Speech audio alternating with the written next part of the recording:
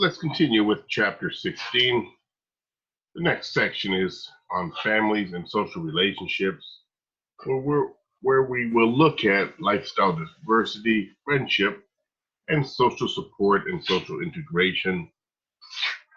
So beginning with lifestyle diversity, let's look at married older adults.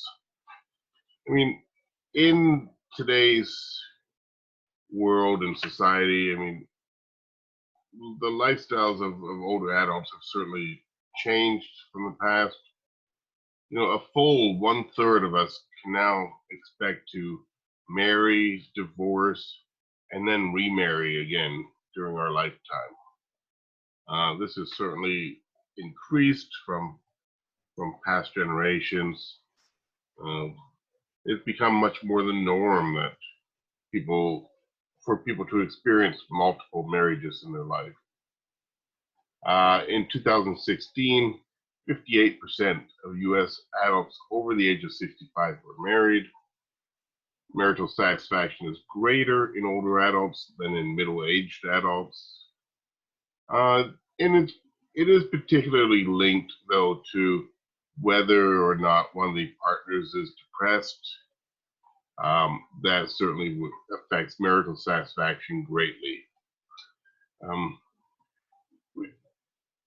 Retirement alters a couple's lifestyle. I don't really need to say more about that.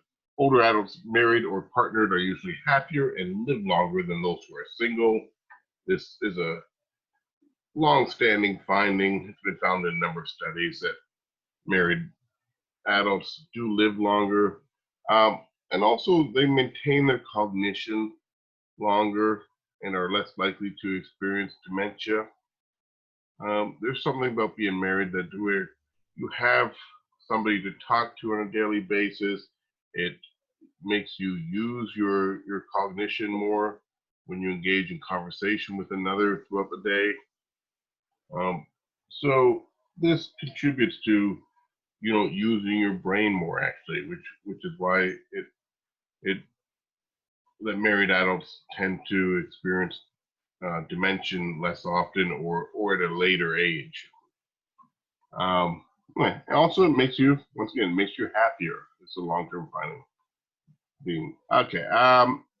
Married LGBT individuals 50 years and over report better quality of life and more economic and social resources than unmarried partnered counterparts. So marriage is, we have a number of findings here saying it's good, and good. Friendship. In late adulthood, new friendships are less likely to be forged, and close friends are chosen over new friends. Remember the socio-emotional selectivity theory. We prune our social networks. We concentrate on those that give us give us the most joy, or those that are the most meaningful to ourselves. And so this is why we're not starting new friendships as much. We concentrate on our best friendships. Friendships are less problematic and negative than in younger years. There's not as much drama, for sure, in older adults' friendships. Friendships are more important than family in predicting mental health. There's a lot of research showing that activities with friends increases positive affect and increases life satisfaction in older adults. It's not surprising that they are predictive of good mental health. Individuals with close ties to friends are less likely to die across a 7-year age span. This was from a study that looked at older adults 75 plus years of age, 75 and older. So, in those later years, the ones that had friends did survive longer. In this, we saw, it was a similar result when we looked at married individuals, older adults. They tend to live longer. They tend to also be happier. It's the same with friendships. They can actually make you live longer, and it doesn't say it here, but experience more life satisfaction as well. Um, Finally, just to add one more point, older adults tend to report being less lonely than younger adults because they have more selective social networks and a greater acceptance of solitude. So, with having more selective social networks, um, the connections that they've kept are very meaningful to them and provide them with what they need to not feel lonely.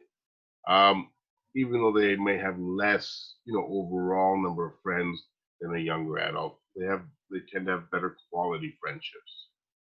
And because they have a greater acceptance of solitude, they're less likely to report being lonely as well.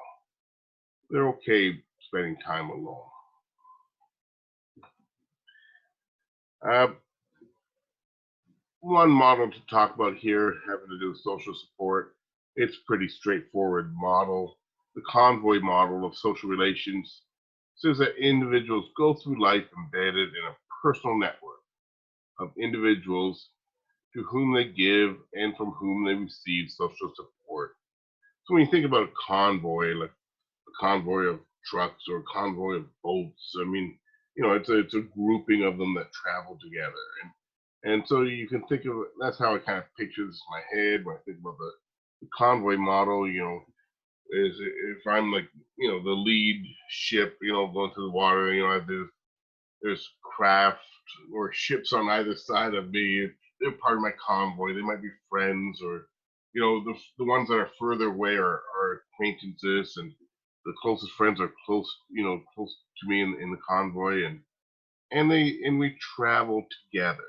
It's through time um, and helping each other as needed. And I mean I guess that's kind of almost like just a definition of what friends are, but that's it it goes beyond friendship so that your convoy will include perhaps your personal doctor and they're part of your convoy through life and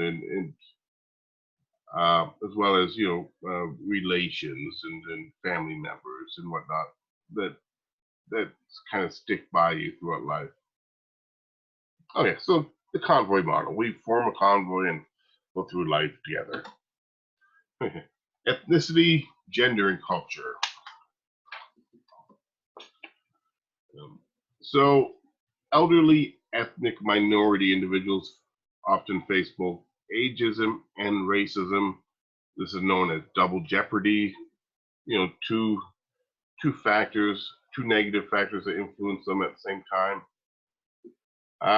Just a few facts concerning ethnicity: African Americans and Latinos are overrepresented in poverty statistics, though a lot more from those ethnic groups are in poverty, more likely to become ill, but less likely to receive treatment. Um, and that's referring to to elderly ethnic minority individuals.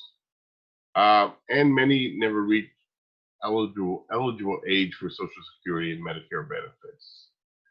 Um, Despite stress and discrimination, many ethnic minority individuals develop coping mechanisms for survival. You can read about the happiness paradox in the book.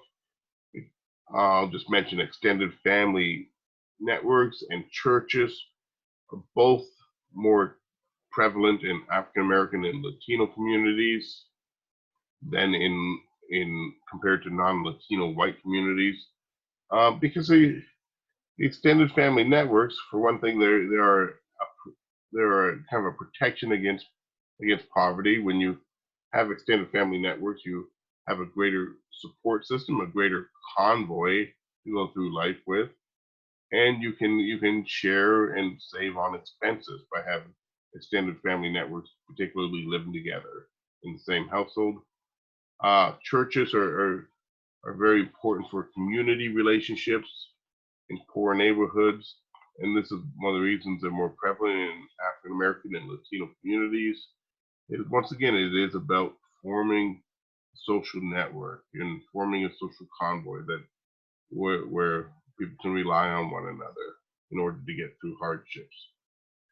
It's less needed if you're more well off to have a community church available, or to have extended family networks.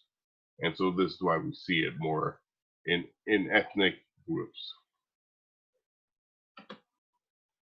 Um, I'm going to skip most of this about gender, that whole top section. You can read about more on your own. I'll just mention this final point at the bottom. Older adults, females face ageism and sexism, and if they are minority older adult females as well, we get the situation of triple jeopardy. 3 levels of discrimination, being old, you get the ageism, you get the sexism, and the possible racism for ethnic, if they're ethnic as well. So triple jeopardy. This is certainly an at-risk group. Um, when we look at some gender issues, for the poverty rate in the U.S., it's much greater for older adult females compared to males. Almost double the poverty rate's almost double that for older females versus older males in the U.S. Actually, the figures I have here are from 2013. This was looking at older adults 65 and older. The poverty rate for women in the U.S. was 12% among that age category. For men, it was 7%. So as you can see, almost double the rate for older women in the U.S. Successful aging is our final topic of this chapter, and it just refers to aging. I guess what we might call aging gracefully, or just aging well. And successful aging is associated with all these factors here: proper diet, active lifestyle, mental stimulation and flexibility, positive coping skills, good social relationships and support, absence of disease. Obviously, all of these are contributing factors to feeling like you are living well. 4 factors that best characterize successful aging are these are the ones listed in your book: proactive engagement, wellness resources, positive spirit, and valued relationships. Read more about them in the book. I'm going to kind of go off and talk about a Canadian study, a recent Canadian study that looked at older adults. And the following was what this study found as far as being linked to aging successfully: being married, being a regular drinker, being having self-perceived better health than most. Self-perceived better health means that you believe that your health is better than most people your age. So even if it's not, as long as you believe it, I mean, you get benefits from that. And higher life satisfaction. Well, that makes sense. Finally, the presence of disease in the study was linked to less successful aging. So you age less successfully if you have disease, according to this. You're more successful if you're a regular drinker, married, you have better health, and higher life satisfaction. And that wraps up chapter 16.